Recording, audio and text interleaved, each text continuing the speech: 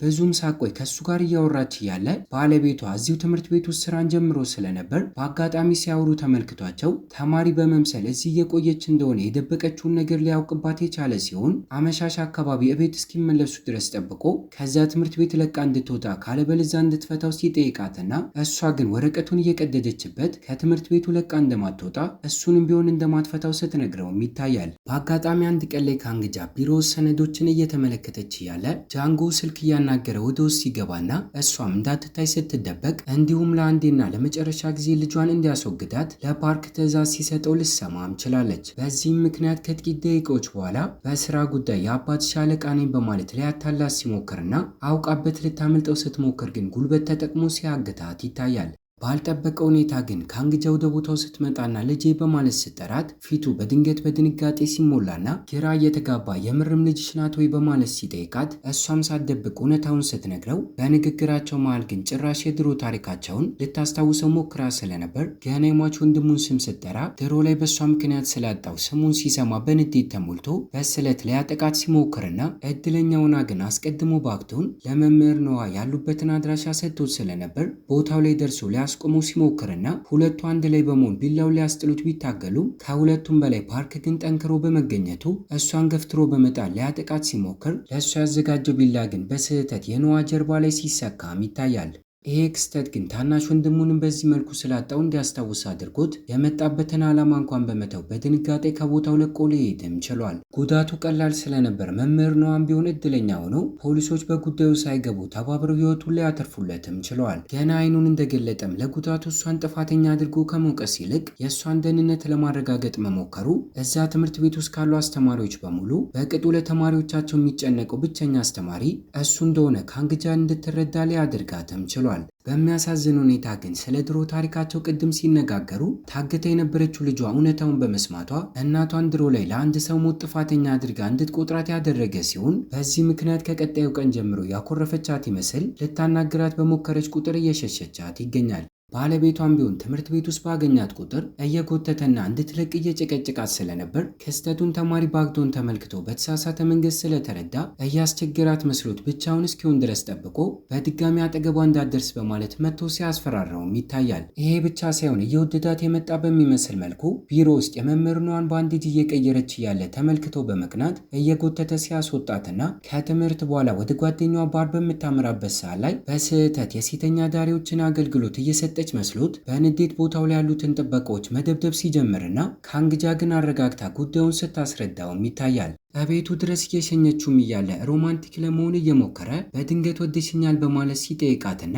ተመልሶ ደግሞ ምላሿን ከመስማቱ በፊት ትቷት ወደ ቤቱ ሲመለስም ይታያል። ከጭንቀቱ መላቀቅ የከበደው ፓርክ ደግሞ በስካር ስሜት ውስጥ ሆኖ ባክዶንን ሲመለከተው ታናሽ ወንድሙ ትዝ እያለው ሲሆን በቀጣዩ ቀን ላይ ትምህርት ቤቱ ስለ ካንግጃ ባለቤት አራን ትክክለኛ ልጃቸው እንደሆነ ሲጠይቀውና እሱም ሳይደብቅ በማደጎ አምጥተው እንዳሳደጓት ሲነግረው በዚህም ምክንያት እሷ ጋር አምርቶ እያነቃት ንዴቱን ሊወጣባት ሲሞክር እና እየወደዳት የመጣው ባክዶን ግን ክስተቱን ተመልክቶ ቢፈራውም ሊከላከላት ሲሞክርና ከዚህ ክስተት በኋላ ለቀጣዮቹ 2 ቀናቶች ግን በድንገት ወደ ትምህርት ቤት ሳይመጣ ሲቀር ይታያል። ጉዳዩ ካንግጃን ግራ ስላጋባት ወደ ቤቱ በምታመራበት ሰዓት ላይ በፓርክ ተደብድቦና ሰውነቱ ቆሳስሎ ተኝቶ ያገኘችው ሲሆን ራሱ ፓርክ ሳይቀር ወደ ቦታው መጥቶ ከታናሽ ወንድሜ ራቂ ሲላት ከንግግራቸው እኛም ታናሽ ወንድሙን በሞት ካጣ በኋላ በጥቂት ጊዜያቶች ውስጥ ከጎዳና አንስቶ እየተንከባከበ እንዳሳደገውና በዚህ ምክንያት እንደ ቤተሰብ እንደሚተያዩ አሁን ላይ እንኳን እግሩ ላይ ተንበርክኮ እስካሁን ላደረገለት ነገር በማመስገን ከዚህ በኋላ ግን አብሮት መቆየት እንደማይፈልግ በመናገር ትቶት ሊወጣ ሲያስማማው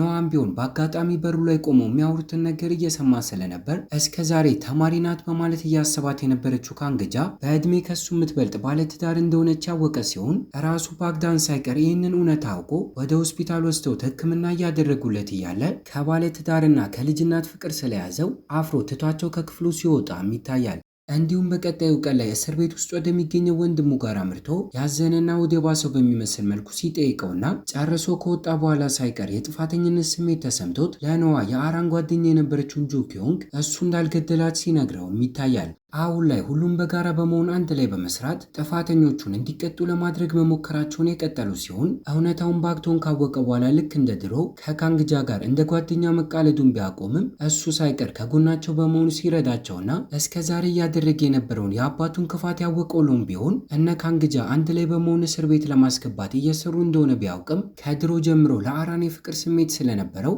እንዳይናገርባቸው ስትለምነው እሱም በሀሳቧ ሲስማማና እኛም ብንሆን በመካከላቸው የተፈጠሩ በነበሩ ነገሮች እሷን ብትሆን ለእሱ የተለየ ስሜት እንዳላት ልንረዳም ችለናል። በተቃራኒው አባቱ ግን እስከዛሬ ጸሐፊው ከጃንጎ ጋር አንድ ላይ በመሆን ልጥለው አብራ እየሰራች እንደነበር አውቆባት ለጥፋቷ ቀጥተኛ ቅጣትን ከማስተላለፍ ይልቅ በተቃራኒው ጨዋታውን ቀይሮት ለእሱ ያዘጋጁት ወጥመድ ውስጥ በተቃራኒው ጃንጎን ሊጨምረው እያቀደም ይገኛል። በዚህ መልኩ ጥቂት ቀናቶች መቆጠር ጀምረው ጓደኛዋ ጋንግጁን ተጠቅማ በግርግር መሃል የትምህርት ሚኒስቴሩን ጸጉር በአጋጣሚ በመንቀል ከጃንጎ ጋር የዲኤንኤ ምርመራ እንዲደረግ አድርገው በድብቅ የወለደው አባትና ልጅ እንደሆኑ ሊያረጋግጡባቸውም የቻሉ ሲሆን በሚያሳዝን ሁኔታ ግን እስከዛሬ ከነሱ ጎን እንደሆነች እያስመሰለች በነበረችው በጸሐፊው አማካኝነት ከጃንጎ ጋር አንድ ላይ በመሆን ከታቸው ካንግጃ እስከዛሬ እያስመሰለች እንደነበር ተማሪ ሳትሆን የልጅ እናት እንደሆነች ሰዎች እንዲያውቁባት ስታደርግና ይሄ ክስተትም ከትምህርት ቤቱ እንድትባረር አድርጓት በአንዳንድ ሰዎች ተቃውሞ ቢያጋጥማትም ሌሎቹ ግን ለልጇ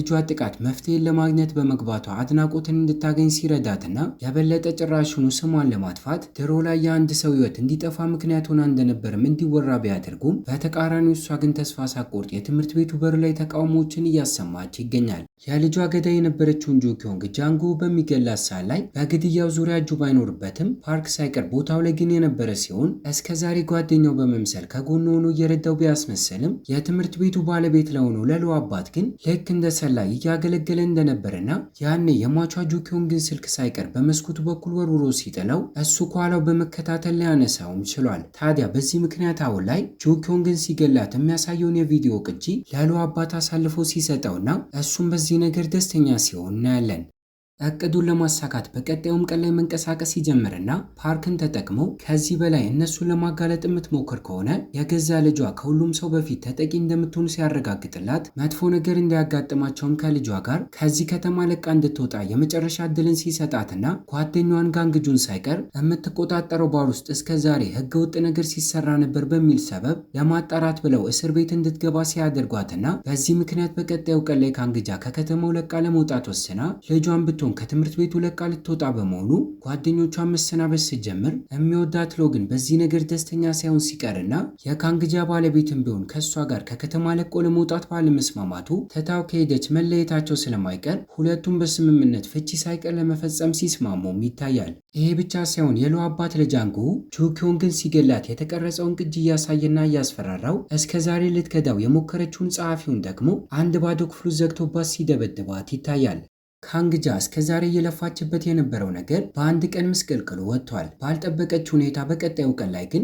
ትምህርት ቤት ውስጥ በአዲስ መልኩ እየተገነባ የነበረው ህንፃ በጃንጎ ትዕዛዝ አማካኝነት ተቆጣጣሪዎቹ ገንዘብ ለማግኘት ብለው ላለፉት ጥቂት ወራቶች ጥራታቸውን ያልጠበቁ ግብዓቶችን እየተጠቀሙ ስለነበር በድንገት ተከስክሶ ወደ 6 የሚጠጉ ሰዎች የሞቱ ሲሆን በሚያሳዝን ሁኔታ ከነዚህ መካከል 5ቱ ተማሪዎችና አንደኛው ደግሞ ስራውን እያከናወነ የነበረው የካንግጃ ባለቤት ነበር። ከከተማ ለቃ ወደ ሌላ ትምህርት ቤት ልትዘዋወር በመሆኑ ልጇ አራን ሳትቀር ልትሰናበት ትምህርት ቤት ውስጥ የነበረች ሲሆን ህንፃው ፈርሶ አደጋው እንደተፈጠረ ከሰማ በኋላ ተንኮለኛው ፓርክ ሳይቀር ተጨንቆ በህይወት እንዳለች ለማረጋገጥ ሲሞክርና ባለፉት ጊዜያቶች ውስጥ ሳይቀር በተደጋጋሚ እሷን የማስወገድ እድልን አግኝቶ የካንግጃ ልጅ መሆኗን ካወቀ በኋላ ግን ከዚህ ከተማ ለቃ እንድትሄድ እድሎችን እየሰጣት ስለነበር አሁን ላይ ቀላል ጉዳት ደርሶባት ተጨንቆ ሲያፈላልጋት ተመልክታው ትክክለኛ አባቴ አንተ ነህ ወይ በማለት ስትጠይቀውና እሱ ግን ምላሽ ሳይሰጥ ትቷት ሲሄድ ይታያል። በሌላ በኩል እዛው ትምህርት ቤት ውስጥ የነበረው ጋንግጁ ደግሞ በከባዱ አደጋ ቢያጋጥመውም እድለኛ ሆኖ ግን ህይወቱ ተርፎ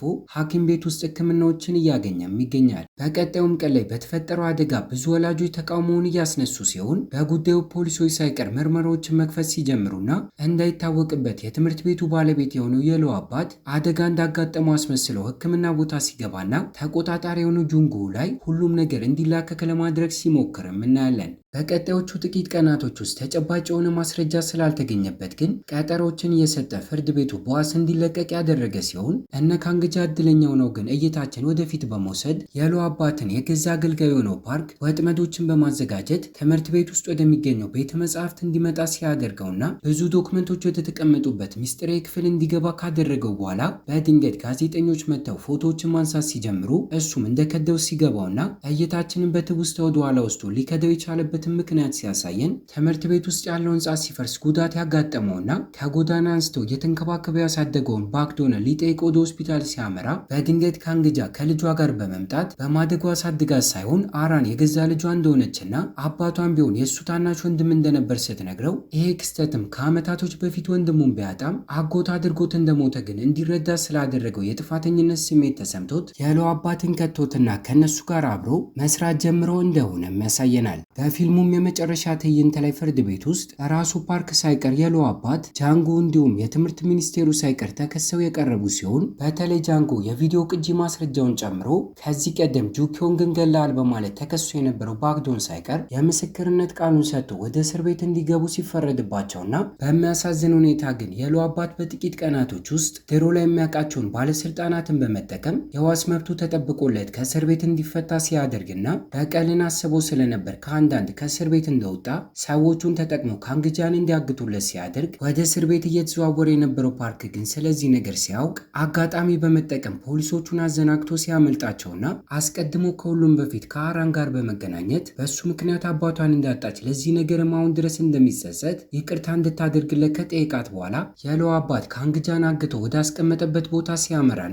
ለደቂቃዎች ያክል ህይወቷን ሊያተርፍላት ከሱና ከሰዎቹ ጋር መጣላት ሲጀምር በጸባቸው መሃል ሁለቱም ተያይዘው ተደርድሮ የነበረ የህንፃ መስሪያ ብሎኬት ላይ ሲወድቁና ፓርክን ደግፈው ካንግጃ ከቦታው ለቃ መውጣት ብትጀምርም የሎ አባት ግን ተጎድቶ እያቃሰተ እያለ ለጊዜው ፊቱን ልንመለከተው ያልቻልነው ሰው መጥቶ ሲያስወግደው እናያለን። በመጨረሻም እይታችን ከወራቶች በኋላ የተስተካከለና ኖርማል ህይወታቸውን ሁሉም መኖር ሲቀጥሉ ልጇ አራን ልክ እንደ ድሮ ድብደባና ተጽዕኖ ሳይደርስባት ደስተኛውና ከአዳዲስ ጓደኞቿ ጋር ህይወቷን ስትቀጥል እያየን እይታችንን እዚህ ላይ እናበቃለን። ከተመቻችሁ ቪዲዮ ላይክ፣ ለቻናሉ አዲስ ከሆናችሁ ሰብስክራይብ እና ሀሳብ አስተያየታችሁንም ኮሜንት ላይ አስቀምጡልን። በቀጣይ በሌላ ቪዲዮ እስኪያገናኘን ቸር ያቆየን።